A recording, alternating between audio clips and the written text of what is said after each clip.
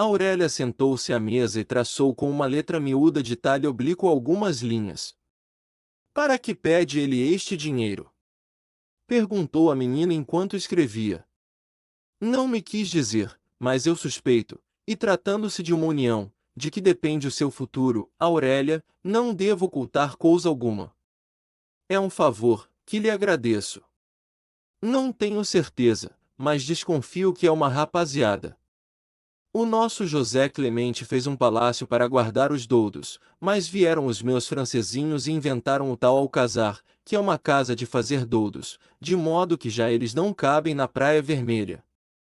Aurélia mordia a extremidade da caneta, cujo marfim escurecia entre os dous rocais de seus dentes de pérola. Não importa. E assinou a ordem. No dia seguinte à hora aprazada estava o Lemos em casa de Seixas. O senhor é um rapaz feliz. Aqui lhe trago a bolada. O negociante tirou do bolso a segunda folha de papel selado. Temos que passar primeiro um recibozinho. Em que termos? Depois de uma pequena discussão em que os escrúpulos de Seixas relutaram contra a imposição da necessidade, assinou o moço contrariado esta declaração. Recebido o ilustríssimo senhor Antônio Joaquim Ramos a quantia de 20 contos de réis como avanço do dote de 100 contos pelo qual me obrigo a casar no prazo de 3 meses com a senhora que me for indicada pelo mesmo senhor Ramos, e para garantir empenho minha pessoa e minha honra. Depois de verificar que o recibo estava em regra, Lemos contou com a destreza de um cambista o maço de notas que trazia e o entregou ao moço recolhendo uma das cédulas, 19 contos 980 mil réis, com 20 de selo. Seixas recebeu o dinheiro com tristeza. Maganão feliz. Soltando a sua implicante risadinha, Lemos fez 2 piruetas, deu 3 saltinhos, beliscou a coxa de seu interlocutor e desceu a escada como uma bola de borracha aos ricochetes. 9. Seixas era homem honesto, mas ao atrito da secretaria e ao calor das salas, sua honestidade havia tomado essa têmpera flexível de cera que se molda às fantasias da vaidade e aos reclamos da ambição. Era incapaz de apropriar-se do alheio, ou de praticar um abuso de confiança, mas professava moral fácil e cômoda, tão cultivada atualmente em nossa sociedade. Segundo essa doutrina, tudo é permitido em matéria de amor, e o interesse próprio tem plena liberdade, desde que transija com a lei e evite o escândalo. No dia seguinte à visita de Lemos, logo pela manhã, D. Camila procurou um pretexto para ir à alcova do filho. Venho falar-te de um negócio de família, Fernandinho. Há um moço, aqui mesmo desta rua, que tem paixão pela Nicota. Está começando sua vida, mas já é dono de uma lojinha. Não quis decidir nada antes de tua chegada. D. Camila contou então ao filho os pormenores do inocente namoro. Fernando concordou com prazer no casamento. Já era tempo, disse a boa senhora suspirando. Estava com tanto medo que a Nicota também fosse ficando para o canto, como minha pobre Mariquinhas. Coitada! Mas eu ainda tenho esperança de arranjar-lhe um bom partido, minha mãe. Deus te ouça. Ah! Ia me esquecendo. Então há de ser preciso tirar algum dinheiro da Caixa Econômica por conta do que ela tem para cuidar do enxoval. Já. O moço ainda não a pediu. Só espera licença de Nicota, e ela não quis dar, sem primeiro saber se era de teu gosto e meu. Hoje mesmo, está bem. Logo que eu possa, irei tirar o dinheiro, mas se precisa já de algum, tenho aqui. Não, melhor é comprar tudo de uma vez. Fernando saiu contrariado. Com a vida que tinha, avultava sua despesa. O dinheiro que recebia mensalmente gastava com o hotel, o teatro, a galanteria, o jogo, as gorjetas, e 1000 outras verbas próprias de rapaz que luxa. No fim do ano, quando chegava a ocasião de saldar a conta do alfaiate, sapateiro, perfumista e da cocheira, não havia sobras. Recorreu ao dinheiro da Caixa Econômica, e não teve escrúpulo de o fazer, e desde que pontualmente continuou a entregar à mãe a mesada de 150 cifrão 000, esperando uma maragem da fortuna para restituir ao pecúlio o que desfalcara. Mas em vez da restituição, foi entrando por ele de modo que muito havia se esgotara. Onde, pois, ia ele buscar o dinheiro que a mãe lhe pedirá para o enxoval, e mais tarde o resto do quinhão da nicota?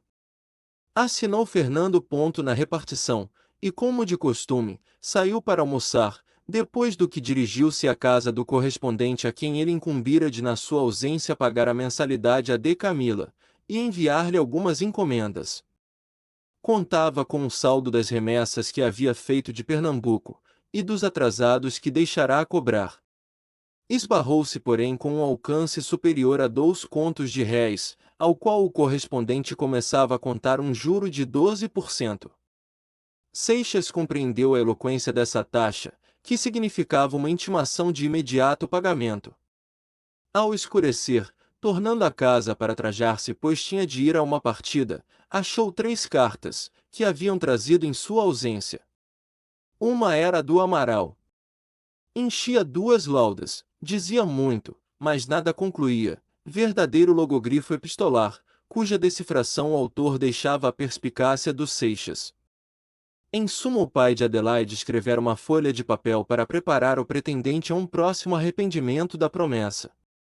Quem estivesse traquejado no trato do Lemos, conheceria naquela prosa o seu estilo, pinta alegrete, como o seu físico. As 2 outras cartas eram simplesmente umas contas avulsas, mas não insignificantes, que Seixas deixará ao partir para Pernambuco, e de que já não tinha a menor ideia. Elas se faziam lembrar com o laconismo brutal desta verba, importância de sua conta entregue o ano passado, RS, etc. Fernando amassou as 3 missivas em uma pelota que arremessou ao canto. A ruptura do ajuste de casamento, que em outra circunstância porventura o contentaria com a restituição da liberdade e responderia a um oculto desejo, naquele instante o acabrunhou.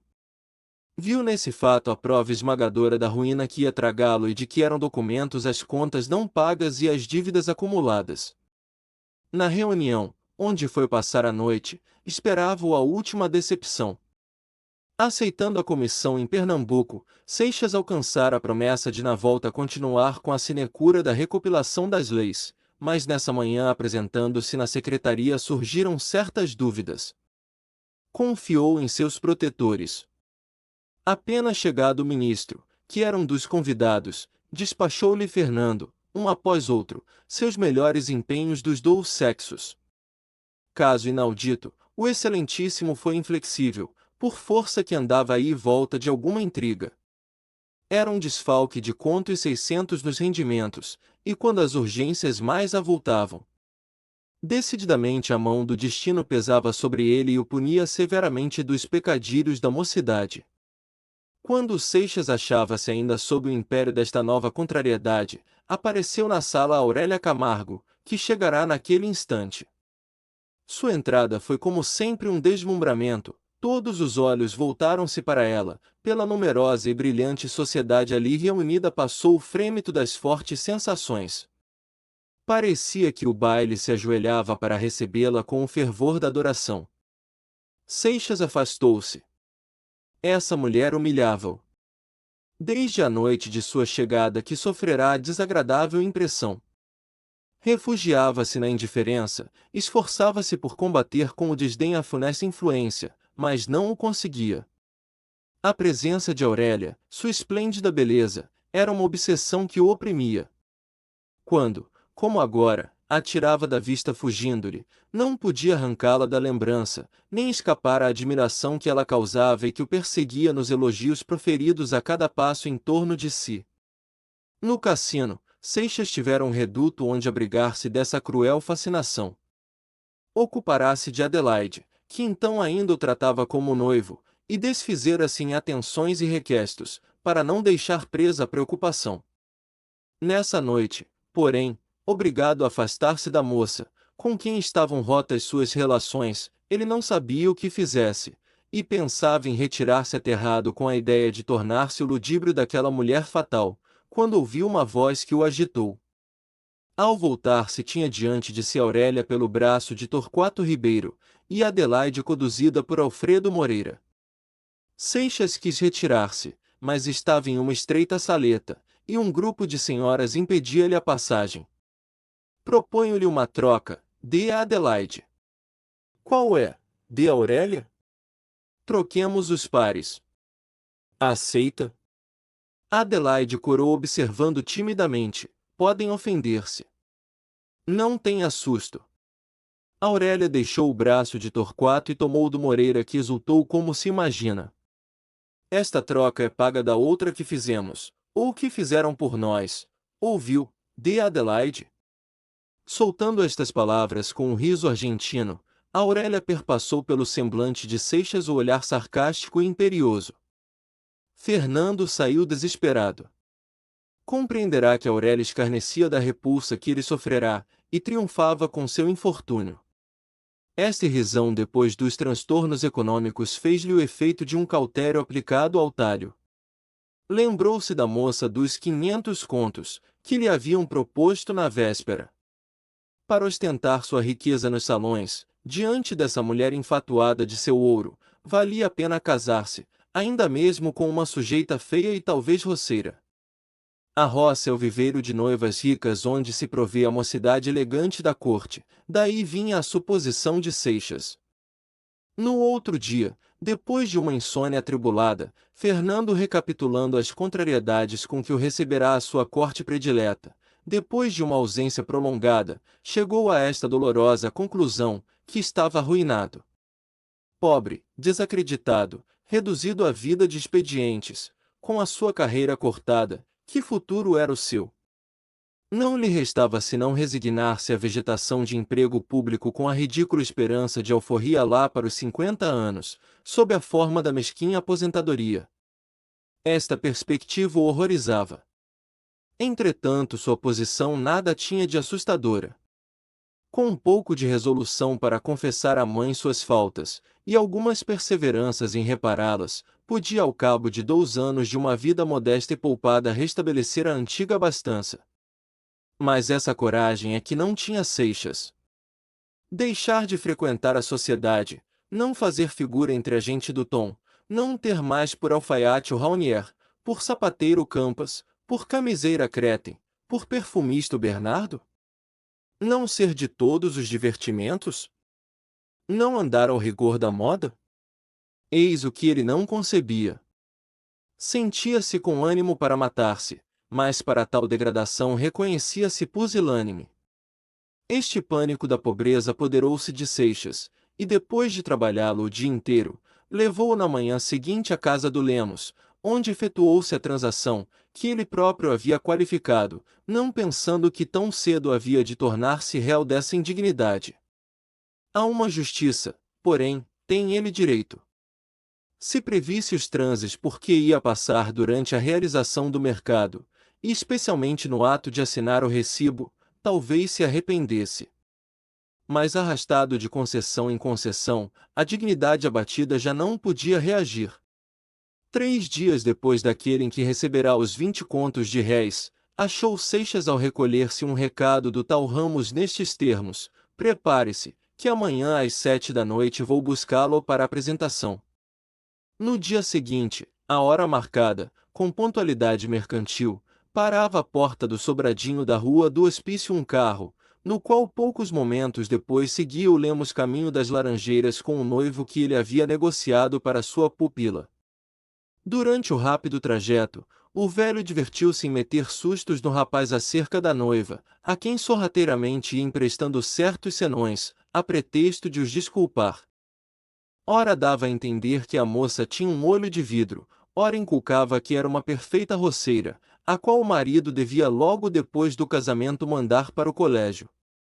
Tão depressa inventava o negociante suas pilhérias, como as destruía com o costumado repique de riso, batendo 3 palmadinhas na perna de seu companheiro. Ficou passado, hein, Maganão? Qual roceira? Esteja descansado. Não precisa de colégio, se ela já é uma academia. Tome meu conselho, trate de estudar, senão o senhor faz má figura. E